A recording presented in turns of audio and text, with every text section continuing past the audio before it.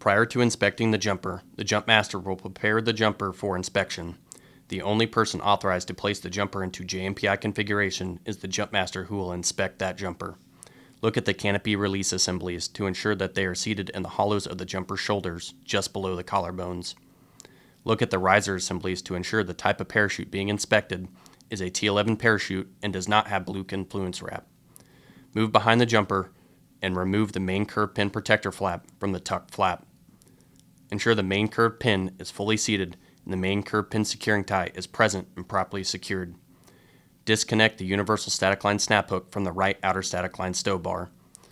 Ensure that the spring opening gate has spring tension. Conduct a physical and visual inspection of both sides of the double sewn portion of the universal static line modified, ensuring stitching is present on both sides. There are 3 stitches over the raw edge and it is not cut, frayed, or burned. Remove all excess universal static line modified from the static line slack retainer band on the static line slack retainer loop.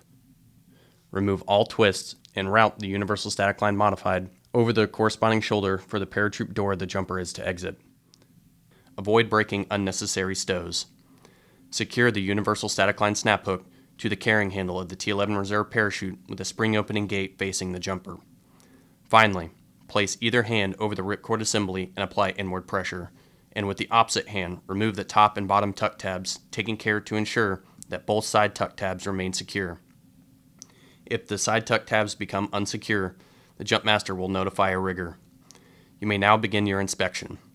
After completing the jump master personnel inspection, you will place the jumper into jump configuration. Place both hands, fingers and thumbs, extended and joined, fingertips pointing skyward, palms facing the jumper on the right side of the advanced combat helmet. The left hand is the control hand, the right hand is the working hand. With the working hand, trace across the rim of the advanced combat helmet, feeling for any sharp or protruding edges that may cut or damage the jumper's universal static line modified upon exiting the aircraft. Once both hands are parallel, place the thumbs on the rim of the advanced combat helmet and tilt the jumper's head to the rear. Conduct a visual inspection to ensure 3 suspension pads are present. They are flush with the outer rim of the advanced combat helmet, and the oval pads are covering the bolt ends. If the jumper is wearing the headlock H&8 retention system, place the right index finger on the front left adjustable strap where it emerges from the helmet shell. Trace the front left adjustable strap down, ensuring it is not twisted, cut, or frayed until contact is made with the front left headlock slider. Ensure it is free of all cracked components and is serviceable. Continue to trace the front left adjustable strap down, ensuring that it is not twisted, cut, or frayed until contact is made with the chin strap fastener. Ensure that it is free of all cracked components, serviceable, and is properly secured. Trace the long portion chin strap under the jumper's chin, ensuring that it is not twisted, cut, or frayed to where it is sewn into the front right adjustable strap. Trace the front right adjustable strap up, ensuring that it is not twisted, cut, or frayed until contact is made with the front right headlock slider. Ensure that it is free of all cracked components and is serviceable. Continue to trace the front right adjustable strap up, ensuring that it is not twisted, cut, or frayed to where it disappears into the helmet shell. Place the right index finger on the right side of the short portion chin strap and trace it across the front of the jumper's chin, ensuring it is not twisted, cut, or frayed, then drop both hands. We begin with the canopy release assembly opposite the universal static line modified.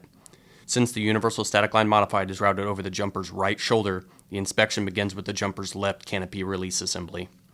Look at the left canopy release assembly. Tap it with the knuckles of the right hand one time to ensure that it sounds solid. Jumpers, this is your key to place both hands on top of your advanced combat helmet.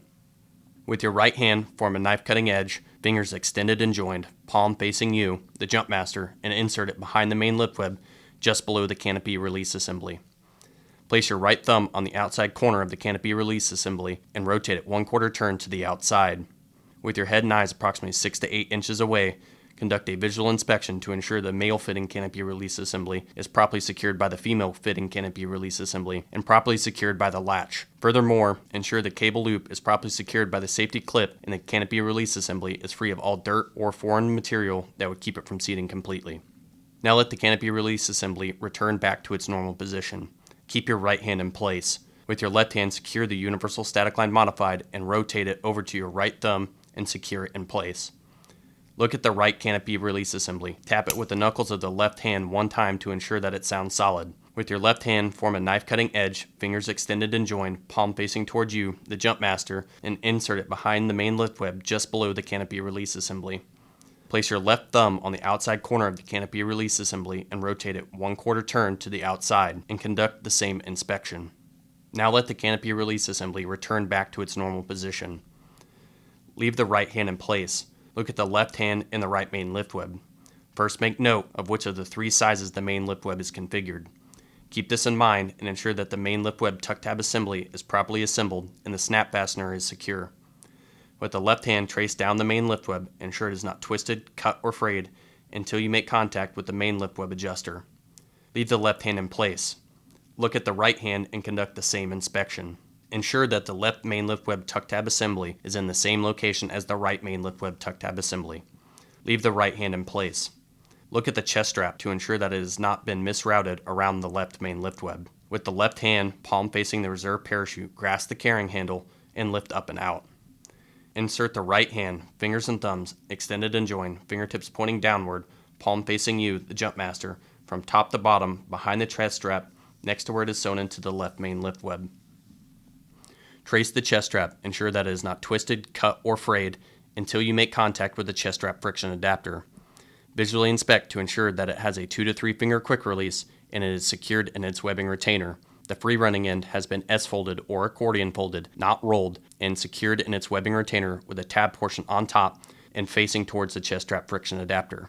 Continue to trace the chest strap, ensure it is not twisted, cut, or frayed next to where it is sewn into the right main lift web. Leave the right hand in place. Remove the left hand, lean to the jumper's right side. Insert the left hand, fingers and thumbs, extended and joined, fingertips pointing skyward, palm facing you, the jump master, from bottom to top, behind the waistband, next to where it is sewn into the pack tray. Look at the waistband where it is sewn to the pack tray to ensure it is secured to the pack tray by a box-X stitch with at least 50% of the stitching present. Trace the waistband forward, ensure it is not twisted, cut, or frayed, been misrouted behind the horizontal backstrap or the right main lift web. Continue tracing the waistband forward until the right waistband retainer rests in the palm of your left hand. Leave the left hand in place and remove the right hand from behind the chest strap and insert it, fingers and thumbs extended and joined, fingertips pointing skyward, palm facing you, the jump master, from bottom to top, behind the reserve parachute so the left waistband retainer rests in the palm of your right hand. Make fingertip to fingertip contact and conduct a physical inspection to ensure that the waistband is not twisted, cut, or frayed and has been routed through both waistband retainers. Leave the left hand in place and with the right hand continue to trace the waistband back. Ensure it is not twisted, cut, or frayed and has not been misrouted behind the left main lift web until the metal adjuster rests in the palm of the right hand. Remove the left hand from behind the reserve parachute and insert the index and middle fingers from top to bottom into the quick release formed by the waistband. Ensure that it is no more than 3 fingers and no less than 2 and is not a false quick release. Remove the index and middle fingers from the quick release and with the index finger and thumb, pinch off the free running end of the waistband where it emerges from the metal adjuster. Trace the free running end of the waistband to ensure it is not cut, torn, or frayed and it is easily accessible to the jumper until your fingers fall off the end. With the left hand, palm facing the reserve parachute, grasp the carrying handle of the reserve parachute and look at the right hand in the waistband adjuster panel. With the right hand, trace the waistband adjuster panel back, ensure it is not twisted, cut, or frayed, and has not been misrouted behind the horizontal backstrap to where it is sewn into the pack tray. Ensure it is properly secured to the pack tray by a box-X stitch with at least 50% of the stitching present. Remove the right hand and look at the left connector snap. With the right index finger, finger the opening gate 1 time to ensure it is properly secured to the left D-ring, has spring tension, has not been safetied, and the opening gate is facing the jumper with the butterfly portion to the outside. With the left hand, lift up and out on the carrying handle. Conduct a visual inspection of the left connector snap retaining tie to ensure it is serviceable. Then visually inspect the left spreader bar tie to ensure it is properly routed through both grommets and is secured with a surgeon's knot locking knot with overhand knots. Insert your right index finger from top to bottom into the Army Parachute Log Record stove pocket and conduct a physical and visual inspection to ensure an Army Parachute Log Record is present. While continuing to lift up and out, transfer control of the carrying handle from your left hand to the right hand, palm facing the reserve parachute. Conduct the same inspection of the right spreader bar tie and right connector snap retaining tie. Let the reserve parachute return to its natural position, leaving your right hand in place, and inspect the right connector snap with the left index finger in the same manner, and then drop both hands. With the left hand, form a knife cutting edge, palm facing the jump master, and sweep the carrying handle and universal static line snap hook towards the jumper. Place the left thumb on the top right corner of the ripcord assembly and apply inward pressure. Conduct a visual inspection of the top tuck tab to ensure a directional arrow is present and pointing skyward. With the thumb and index finger of the right hand, pinch off the top tuck tab and gently pull it down. Take care to ensure the side tuck tabs remain secure. Expose the curved pin and reserve closing loop. Place the left thumb on top of the top tuck tab and apply inward pressure. Place the right index finger on the tip of the curved pin and trace it down, ensuring it's not bent, cracked, or corroded, and is properly routed through the reserve closing loop to its point of attachment, the curved pin lanyard. Leave the right index finger in place. Conduct a visual inspection of the reserve closing loop to ensure it is not cut, frayed, or burned, and the curved pin is not puncturing it in any manner. Conduct a visual inspection of the grommet to ensure it is not bent, cracked, or corroded. Rotate your right hand and using the meaty portion of your right index finger, trace the curved pin lanyard from top to bottom, ensuring it is not twisted, cut, or frayed, and is properly attached to the ripcord assembly by reinforced stitching. Withdraw the right index finger. With the thumb and index finger of the right hand, pinch off the bottom tuck tab and gently lift it up. Take care to ensure the side tuck tabs remain secure. Expose the curved pin and reserve closing loop. Place the left thumb on top of both the top and bottom tuck tabs and apply inward pressure. Place the right index finger on the tip of the curved pin, trace it up, and conduct the same inspection. Withdraw the right index finger. An overall inspection of the reserve parachute must be conducted to ensure it is free of grease, oil, dirt, mud, tears, and exposed canopy. Place both hands, fingers and thumbs extended and joined, palms facing the reserve parachute on the top right corner. Take care to not cover up the seam. The left hand is the control hand, the right hand is the working hand. With the head and eyes approximately 6 to 8 inches away from the working hand, trace across the top pack closing flap, down the left pack closing flap. Bend over so that you can see what you are doing, trace across the bottom pack closing flap. Turn the working hand over so the pinky finger leads the way, and trace up the right pack closing flap until skin-to-skin contact is made with the control hand. Raise the control hand up and out of the way and trace where the control hand had been. Raise the reserve parachute to the jumper and issue the command of hold squat.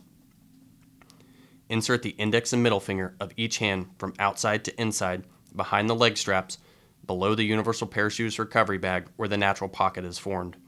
Simultaneously slide both hands back towards the saddle to ensure the leg straps are not crossed. Leave the right hand in place.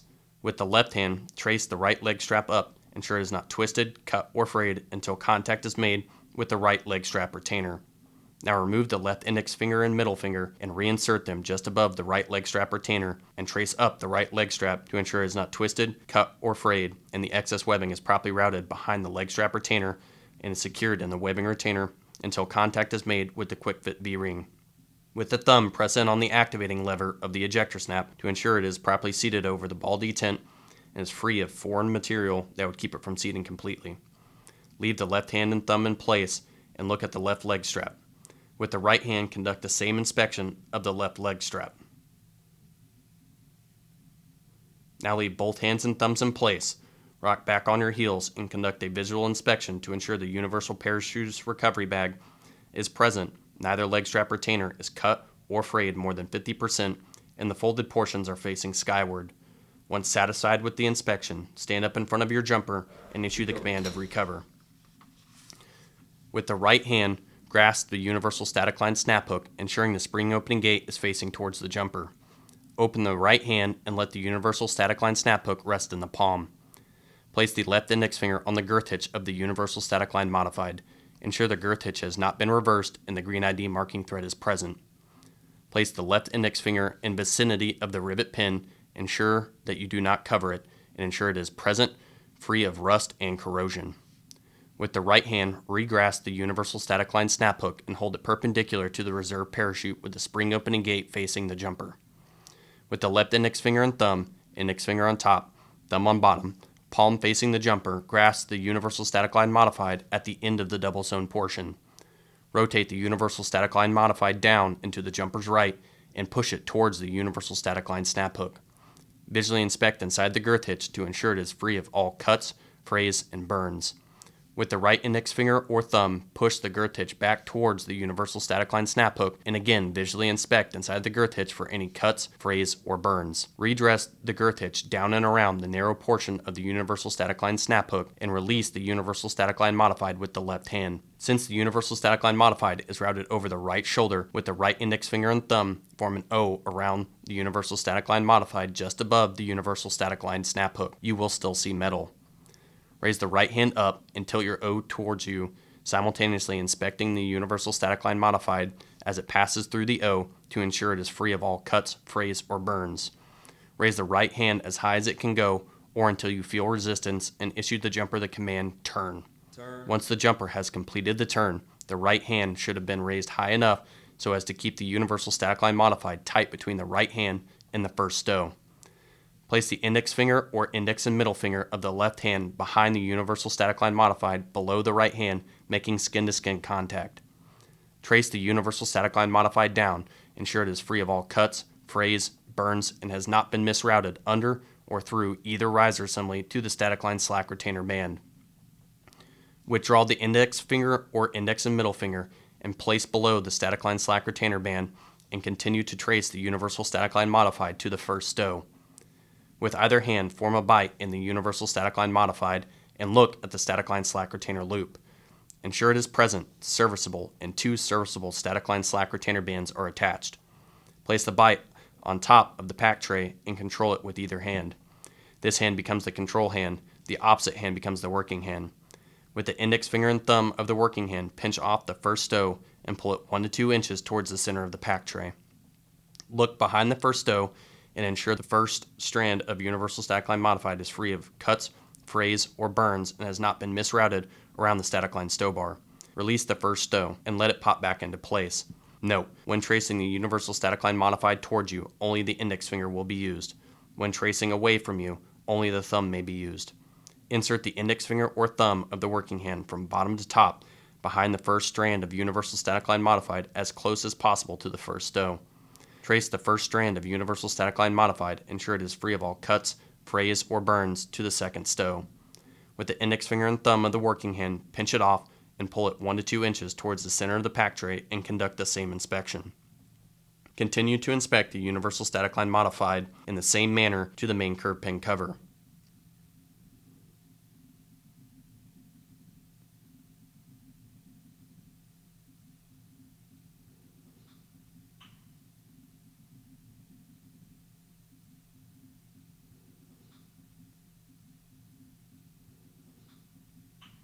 Ensure that the last strand of universal static line modified is routed from the right outer static line stow bar.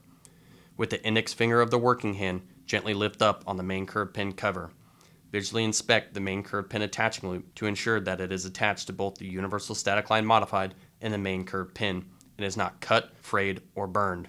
Visually inspect the main curve pin from its point of attachment to ensure it is not bent, cracked, or corroded and is properly routed from left to right through the main closing loop. Visually inspect to ensure that the main curve pin securing tie is present and made of only 1 turn 8/4 orange cotton thread and is secured by a surgeon's knot locking knot with its ends trimmed to approximately 1 inch. Visually inspect the main closing loop to ensure it is not cut, frayed, or burned and the main curve pin is not puncturing it in any manner. Conduct a visual inspection of the grommet to ensure it is not bent, cracked, or corroded. With the index finger and thumb of the working hand, gently lift up on the main curve pin protector flap and conduct a visual inspection of the main closing loop to ensure it is not cut, frayed, or burned, and the grommet is not bent, cracked, or corroded. Stand up behind the jumper. Place both hands, fingers and thumbs, extended and joined, fingertips pointing skyward, palms facing the jumper on the left side of the advanced combat helmet. The left hand is the control hand, the right hand is the working hand. With the working hand, trace across the rim of the advanced combat helmet, feeling for any sharp or protruding edges that may cut or damage the jumper's universal static line modified upon exiting the aircraft. Once both hands are parallel, place the thumbs on the rim of the advanced combat helmet and tilt the jumper's head forward. Conduct a visual inspection to ensure that the oval pads are covering the bolt ends. They are flush with the outer rim of the advanced combat helmet, and the rear trapezoid pad is flush or protruding slightly past the rim of the advanced combat helmet, no more than 1/2 inch. If the jumper is wearing the headlock H-nape retention system, place the right index finger on the rear right headlock attaching strap where it emerges from the helmet shell. Trace the rear right headlock attaching strap down, ensuring it is not twisted, cut, or frayed, and is routed through the NATE pad retaining strap until contact is made with the rear right oval link. Ensure it is free of all cracked components and is serviceable. Continue to trace down, picking up the inspection of the rear right adjustable strap until contact is made with the rear right headlock slider.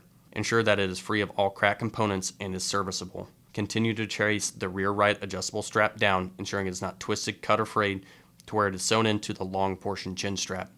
Leave the right index finger in place. Place the left index finger on the rear left headlock attaching strap where it emerges from the rim of the advanced combat helmet and conduct the same inspection all the way to the chin strap fastener.